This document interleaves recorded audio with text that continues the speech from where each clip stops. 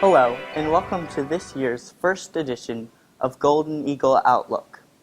I'm your host, Tim Durkis.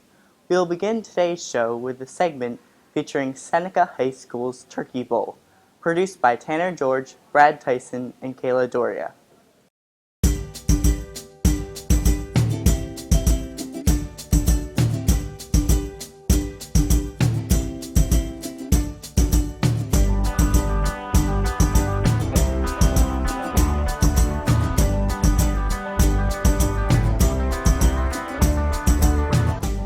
Here at Seneca High School, we have a lot to look forward to during the fall season. There are games and activities for all the students and their teachers to participate in. Even though the fall season includes many things given to the students, it's always good to give back. Every year, Seneca High School hosts its food drive. The food drive is a collection of canned and boxed goods that are given to local families to have their very own Thanksgiving like us. Here with more information on the food drive is Mrs. Wilden. The food drive helps families of Seneca that are having a hard time and need a Thanksgiving meal. Well, it's always good to help out our community and to help out each other and to think about others during Thanksgiving and to give them the same opportunities that we have. We were given turkeys from Murphy's in Tabernacle. They gave us 20 frozen turkeys, and then ShopRite gave us 20 full meals that included bread, milk, and eggs and turkeys. And then we also got 20 turkeys donated by the Women's Club of Medford. And then we also had turkeys donated by our staff members. So altogether we were lucky and we got 90 turkeys this year and we're really grateful. We also had all the food canned goods donated by our staff members. And we had 40 bags of canned goods. And then we also had baked goods donated by one of the clubs here at Seneca where they baked small cakes for the families. It's really been a great collaboration of everybody and we're really appreciative. The food drive is a great event to take part in and donate, and Seneca looks forward to hosting it every year in the future.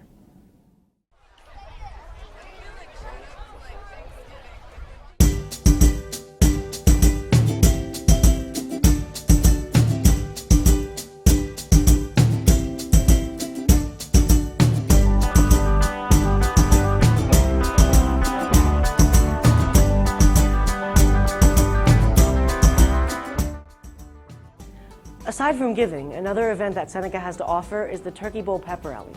This is a football game between sister schools Seneca and Cherokee. Not only does the Turkey Bowl have a game, but during halftime it features performances from our award-winning marching band, the cheerleaders, and the heartbeat of Seneca, the drumline. Also, during halftime is an appearance from the winners of Mr. and Mrs. Seneca per grade, and your homecoming king and queen. After that, each grade level performs a skit based off of which 80s movie theme they had. Every year they do skits based off of different themes. 29, and a Golden Eagle touchdown! Cheer, Callie!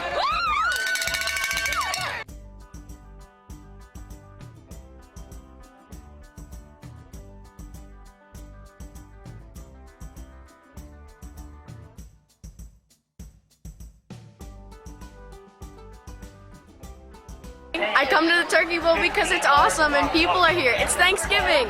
What's not to love? Why should everyone see the Turkey Bowl? Why should everyone come to the Turkey Bowl? Because it's spirited, and who wants to be more spirited than Seneca fans?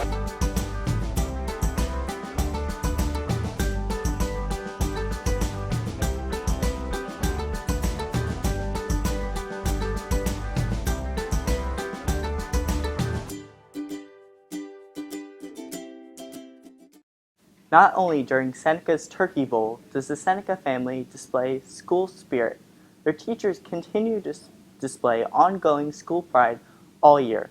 Up next, we have a spotlight on Miss Fritter, a teacher here at Seneca High School who does just this. I'm Eliza Sweet from Seneca's Golden Eagle Outlook, and welcome to Faculty Spotlight. Our spotlight today is on Mrs. Lynn Ritter. Mrs. Ritter is a huge part of the Family and Consumer Sciences Department and Seneca family. She primarily teaches Foods and Nutrition 1, 2, and 3, but also instructs interior design.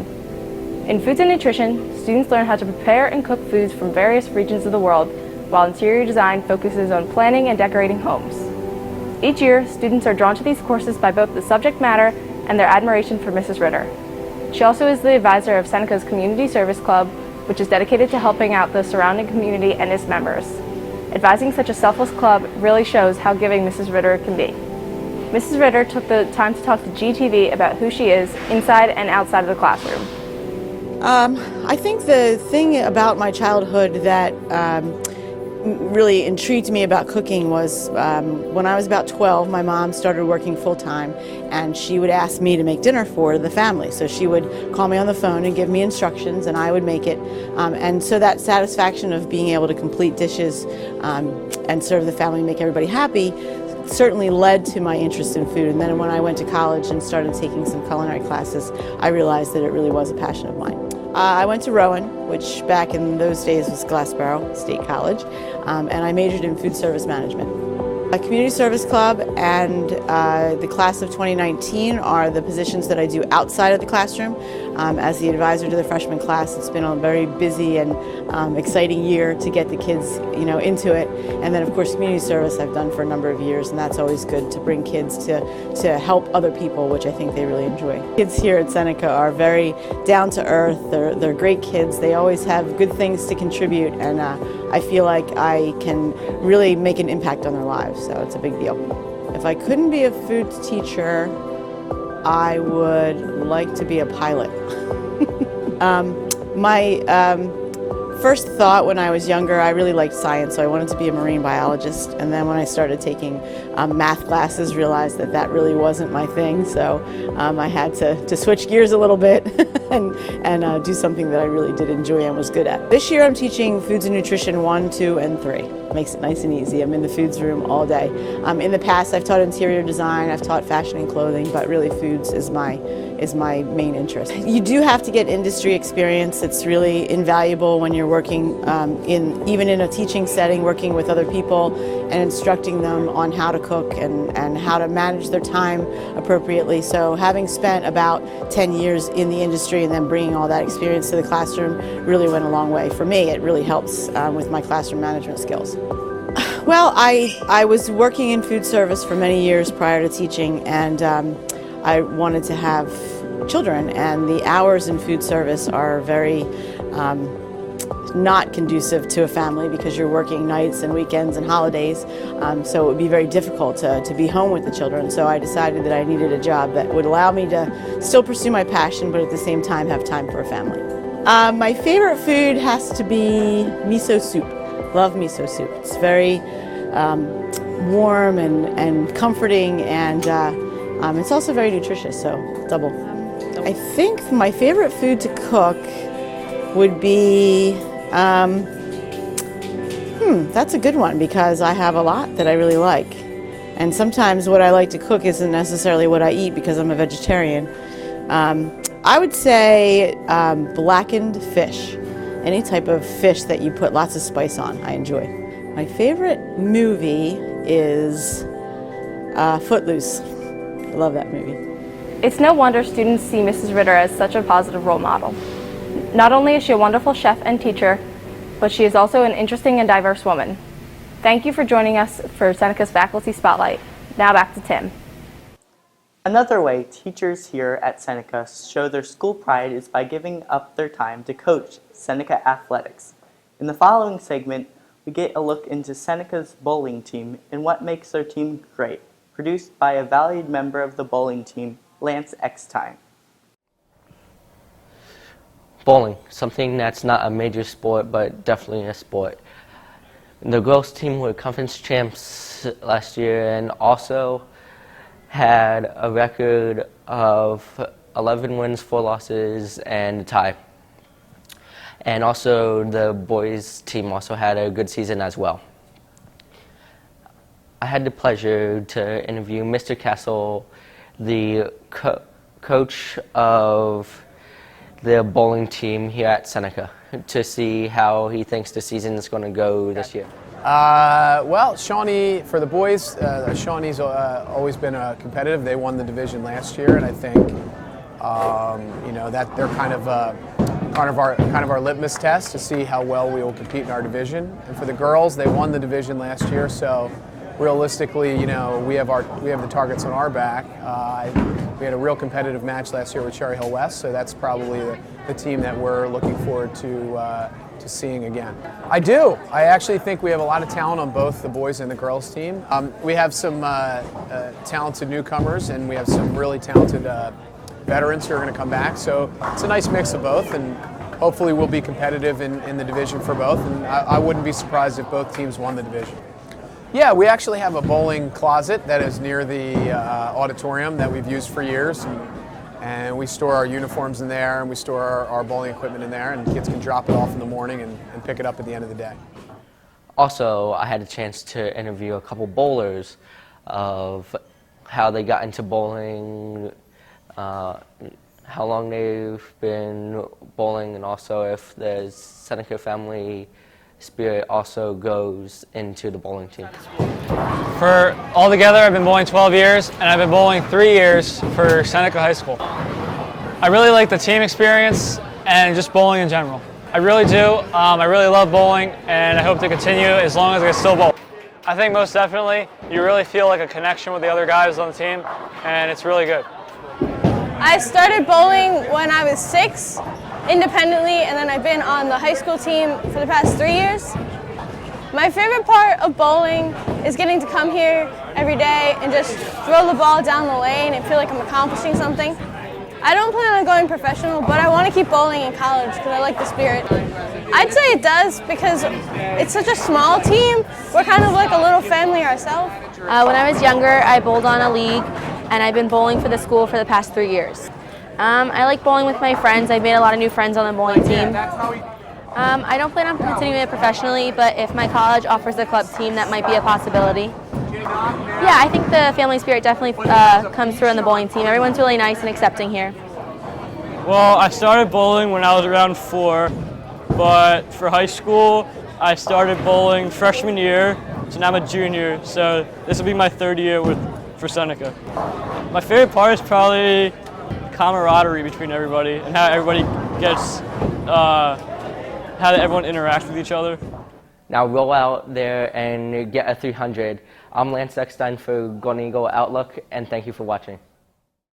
In our next segment, we explore another Seneca sport and discover what makes this one so unique. We now take a look into Golden Eagle's winter track, produced by me. As days get shorter and temperature gets lower, sports move indoors. Winter track is different from those sports. These athletes practice outdoors as much as possible. Mr. Carr, the boys' track coach, believes this makes the athletes stronger. Now we have Mr. Carr with more on this winter sport. The biggest challenge would probably be the weather in the winter.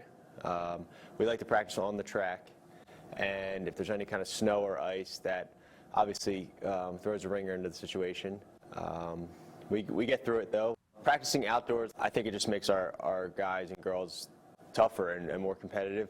So once it comes time for the meets indoors, I think our runners are actually pretty happy to be inside and more motivated to do well because they know they can do it outdoors. So now they have an indoor track, and their times usually go way down. I definitely prefer to practice outdoors, just to have that space. The cold's not too bad as long as you layer up, and you can get a much better workout outside as opposed to indoors. I would say weather definitely plays a role in whether people come out or not for winter track, which is unfortunate, but it's understandable. I would try to push the idea of the indoor track and how cool it is to go up to Tom's River and be inside the bubble, the little indoor track facility that they have up there. So running outside is just a small mark on winter track. It's really all about the camaraderie and being able to compete in the bubble indoors. Practicing outdoors for winter track has a huge impact. I think it makes our runners tougher, more competitive. Just to know that they can complete a workout in temperatures below 32 degrees pretty regularly, that kind of translates to overall competitiveness and toughness once the meets actually start. Coach Watson definitely set up an awesome program in the past, and he's helped me tremendously in my first couple of years here. But I just want to continue getting more competitive, being able to compete a little bit more. The girls' team has always done really, really well. In recent years, the boys have kind of fallen off a little bit, but we're gonna pick it back up. And just in terms of being more competitive, running tougher, showing up to practice consistently, those kinds of things. I want this to be a real team that's competitive.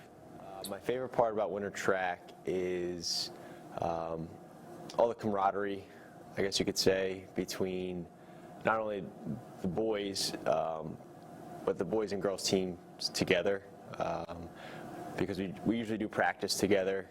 So we break it down into throwers, jumpers, sprinters, and then long distance runners. And just to see everyone interact so positively together, there's never a dull moment, I guess you could say. And it's a very positive environment, so that's the best part about winter track. This season, I think we can definitely make some noise at sectionals, and I think we'll have some relay teams that could move on to states, and so that's definitely a goal, is to advance in some way, shape, or form to states, whether it's individually in a relay race. And I think we can definitely, like I said before, make some noise at sectionals as a team as well. I'm looking forward to the season. I'm excited. It's my first year as a head coach, so it's kind of like a dream come true, and especially coming back to Seneca, where I went to high school, to be a head coach. It's pretty exciting stuff. Football is a huge part of school culture, especially here at Seneca High School. But in this next video, we see not a typical football game, but one that is surely just as fun. Produced by Zach Butler, Ryan Thomas, and Bryson Jenkins, for our final video, we look into a very special football game, the Powder Puff football game. Hi, I'm Zach Butler, reporting to you from Seneca High School. Today, I'd like to talk to you about the annual Powder Puff game that was held here on November 17th. The Powder Puff game is a game held between the current seniors and junior girls. Both teams were run by the students, which made for an interesting game.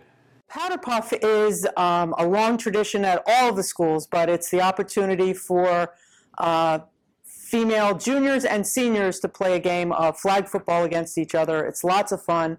And then on top of that, we have senior and junior boys develop a cheer routine, and that's always a lot of fun. And put your hands together for the arrival of the class of 2016! The purpose of this event, the main purpose is just to have fun. The secondary purpose, though, this is the main fundraiser for the senior class. Helps to pay for the senior breakfast at the end of the year and the senior shirt. Pretty much the students do everything on this. There are faculty coaches for both of the football teams, but in reality, students take over those coaching roles. It was a nice experience for the juniors to get to know each other. I met people that I normally wouldn't have talked to, and it was fun to see all the creative names people put on the backs of their shirts. The kid coaches, they were great. They were really funny, but we were also very serious. So they created plays, they taught us a lot.